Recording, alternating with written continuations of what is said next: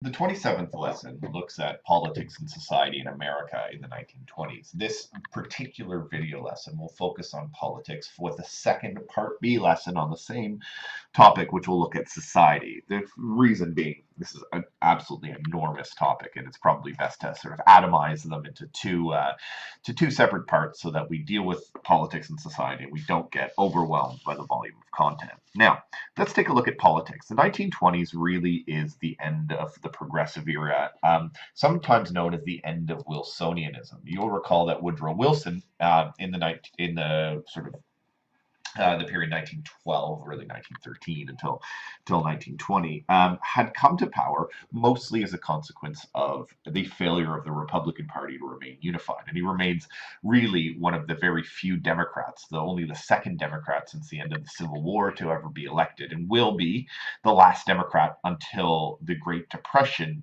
really destroys Republican politics in the 1930s to become the president. The politics in the 1920s are really dominated by Republicanism.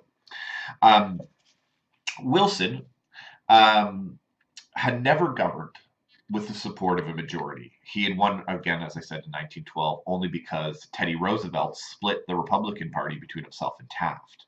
Despite the mandate being somewhat dubious for Wilson, and despite the fact he does win a second term, but marginally, one would say, he pursues one of the most aggressive agendas of reform in American history. At home, the domestic changes, such as the passing of 3 constitutional amendments during the First World War, though this is a little bit outside of the bounds of of your specification.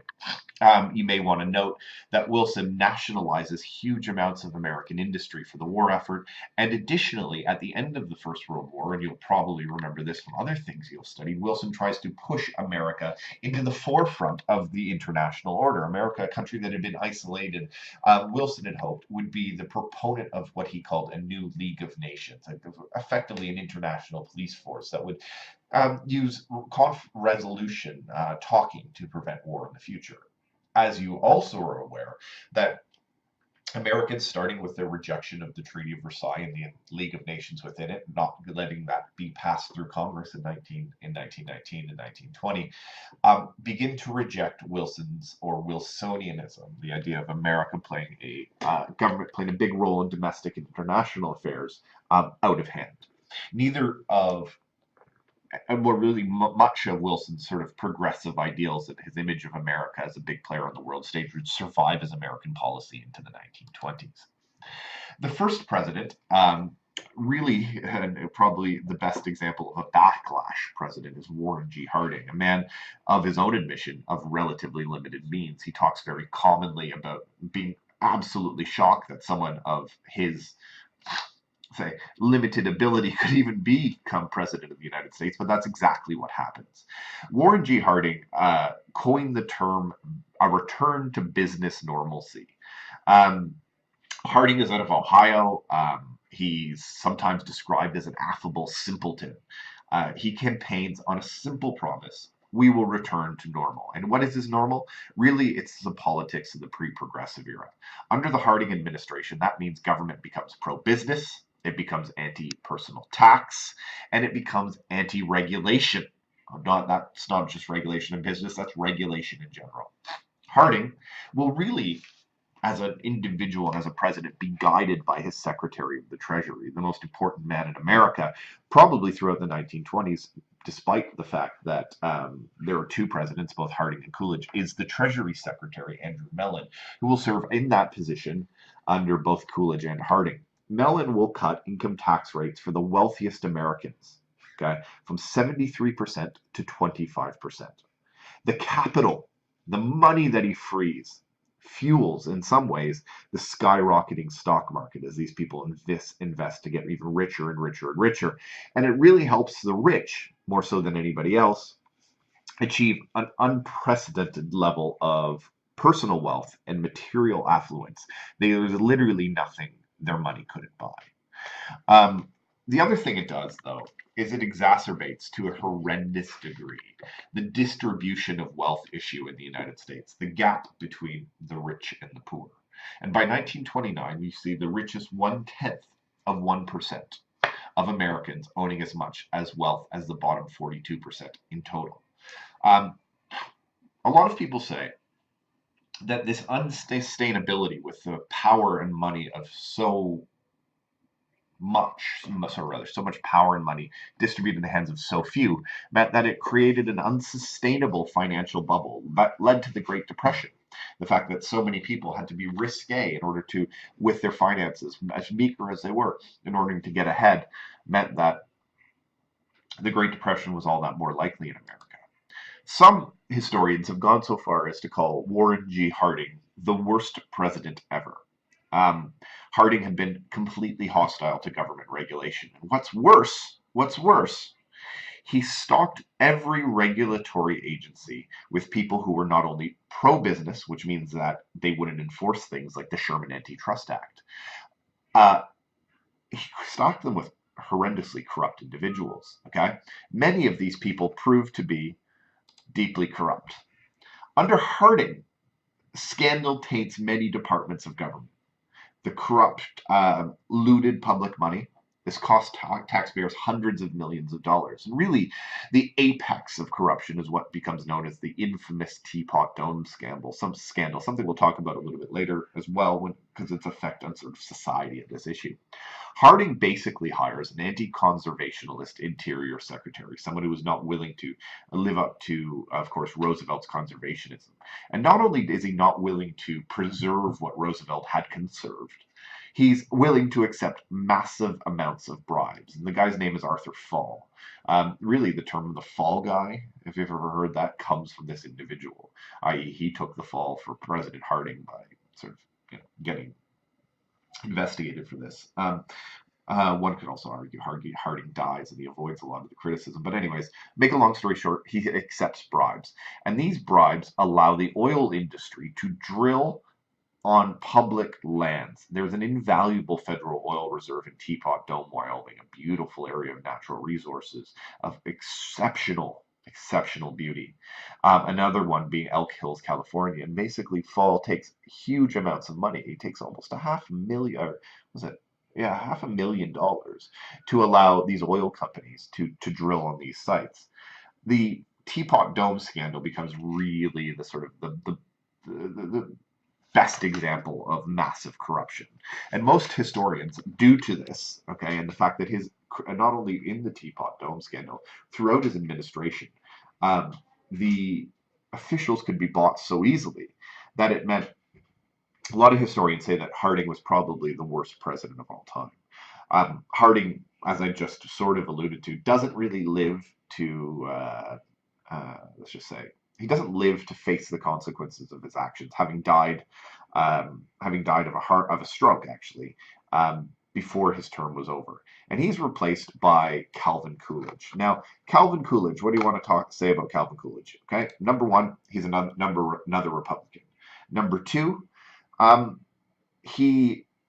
if you're going to say anything about Calvin Coolidge, number one, you say he presided over a successful American economy, but that had little to do with him. His stand-patism, they called him Silent Cal because he didn't seem to have opinions on anything. Coolidge was not corrupt, though. That's the other thing you can say about him. He didn't do anything. That's not even, he didn't attempt to fix it. He didn't attempt to impose regulation. He just let the thing continue. And Silent Cal, with his zero personal charisma, but a pretty strong reputation and respectability, helped the Republicans avoid really the electoral consequences for Harding's indiscretions. So basically, Cal was a respectable guy who everyone said, okay, he is restoring faith in the presidency when people start to find out, mostly after Harding's death, what exactly happened at Teapot Dome. In fact, the investigation into Teapot Dome takes the better part of a decade. Coolidge probably is most famous for declaring that the business of America is business. He wins a second term in 1924, and he ensures that the pro-business free market policies of Andrew Mellon, who Coolidge, of course, keeps as his Treasury Secretary, defines the economy for the decade. What you get is sometimes known as the Coolidge prosperity. This is really a half decade between 1923 and 1928, or actually 22 to 27 more correctly, of robust economic growth and widespread affluence. When Coolidge retires, and he doesn't stand to go for another term, he actually retires from political life. He was massively popular. Americans thought he was a wonderful president because he had presided over this time of, in their eyes, unparalleled prosperity. And he did a lot, though, on the other hand, because of his lack of regulation and his inability to deal with the fundamental issues in the economy, such as overborrowing, for instance, or widespread speculation, or corruption, or get rich quick schemes, or what have you. Um, it allowed America to stumble stupidly, really, into the Great Depression. And Calvin Coolidge, though popular, deserves a lot of blame for that, of course, with that he escapes. The next president is Herbert Hoover.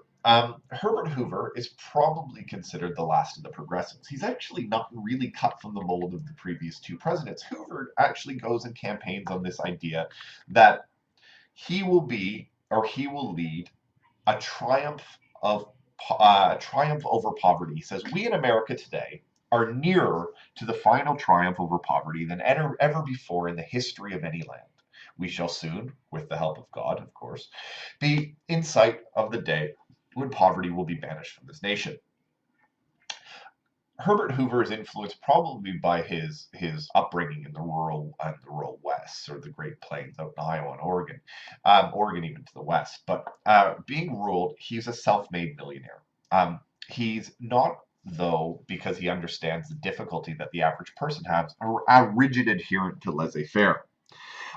He believes that private market had to achieve beneficial results through voluntary cooperation.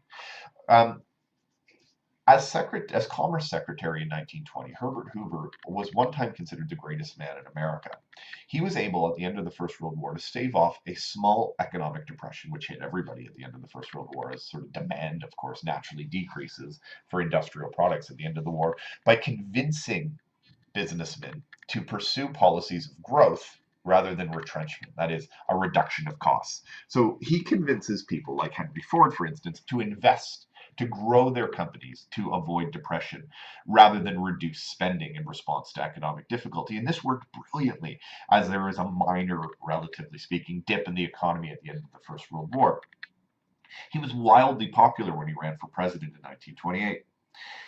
However, despite his electoral victory, which is the single greatest electoral victory in American history, he destroys the Democratic candidate in 1928, a man who was former governor of New York named Al Davis, with his super optimistic view of the future, where universal affluence and people acting out of goodwill, sort of voluntarily pursuing policies that help the American people, will be the way forward. That America, with its sort of massive industrial lead, will almost voluntarily help each other out. Now, in October 29, when the Great Depression hits, the major issue is that even though he could pursue growth or ask his companies to do what they did in 1920s, the scale of the Great Depression was so great. Okay, the stock market collapsed just months after he takes office. Hoover's policy that companies would cooperate, that they would work to help their people out, was utterly unable to help the Great Depression. The losses and the magnitude of the market collapse was so great that companies had to retrench, they had to reduce costs, they had to reduce spending, or else they would be completely obliterated by the Great Depression. And those that didn't, many of them didn't survive, but those that didn't certainly didn't survive. So Herbert Hoover, with nice ideas, even a touch of progressivism in him, is unable to solve the Great Depression. Hoover tries, and I think Hoover gets a harsh ride because I think he legitimately cared. He was just manifestly unable to deal with, nor to break with, his belief in business to the degree required during the Great Depression, which, as we'll see, will require massive government intervention. One of the reasons the Republicans are so successful is also because the Democrats who run against them are so horrendously. I said Al Davis, it's Al Smith. Al Davis actually at one time owned the Oakland Raiders. He was a lunatic. But Al Smith, he was a former governor of New York. Let me return. The Democrats were completely useless. The Democratic Party itself, what was left, was made up basically of the scattered remnants of the progressive or populist parties and a combination of radical alternatives such as socialists, etc. Um, the Democrats were so dysfunctional, for instance, that they actually, for a while, lose especially in the 1928 election, 5 southern states. The Democrats had dominated the South forever. And for the first time, they're so useless in the 1920s, especially in the 1928 election, that they lose 5 southern states. Um, Not only are they dysfunctional, they're divided amongst themselves. There's no clear cut orthodoxy or standardized opinion on what they should do about economics, what they should do about immigration, what they should do about prohibition. That's probably because those who identify as Democrat are a really combination of people. In the South, you've got native-born white Protestants. In the North, you have oftentimes new immigrants, Catholic, Jewish, and these people, even though they vote Democrat, are completely different, and therefore there's no unification in policy. In 1924, they threw up a really bad candidate. They threw up a guy named John W. Davis. He's as conservative as Calvin Coolidge, but he's much less popular. So the Democrats don't really present an alternative in 1924, and they're smashed by Coolidge. In 1928, they throw up Al Smith. He's the first Catholic presidential candidate. For a lot of white Protestants, this is completely unacceptable. In fact, there will not be a Catholic president of the United States until John F. Kennedy in the 1960s. And he's such a bad candidate. And the Democrats are so dysfunctional that they lose, as I said, 5 states in the South. The last thing I'm going to mention for today is what we get is also the inability of alternative parties to challenge the Republicans for dominance of politics in the 1920s. You have some remnants of third party alternatives, such as the socialists or the populists. Um, there in 1920s, a few examples of let's say alternative political movements. The socialists, communists, anarchists, foreigners, and trade unionists form a socialist party. We've seen the Socialist Party run before. They had been led by Eugene Debs, and he runs again in 1920. And in 1920, he gets 900,000 votes, which is actually pretty good when you consider Debs had been in jail for the majority of the campaign. He was, of course, locked up in the Atlanta Federal Penitentiary of subversive acts under the Wartime Espionage Act because he was identifying as a socialist. Um, Anyways, this act, of course, criminalizes criticism of the government. And Debs runs, I mean, he wins close to 1 million votes, but ultimately not that successful.